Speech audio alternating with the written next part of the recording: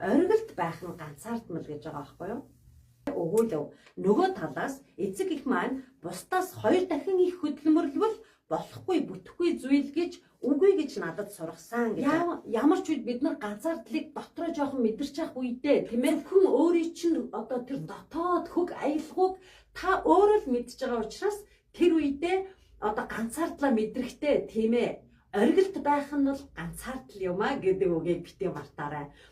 Тэр бүх одоо гадны тэр дуу хоолой дунд ч гэсэн өөрийнхөө хөг аялгауг хөглж те өөрийнхөө дууг дуулах, өөрийнхөө амьдралын өнгийг улам гоё болгох те тэр эрх бол зөвхөн танд байгаа. Санааны байдлаас болоод юм уу? Нойр муутай байх, ажлын ачаалал ихтэй байх. Тийм үед заримдаа ингээ өнгө миний одоо санснаар ингээ гоё болж өгдөггүй. Тийм тохиолдолд бол ихэвчлэн энэ дасгалыг уншихад маш сайн байдаг.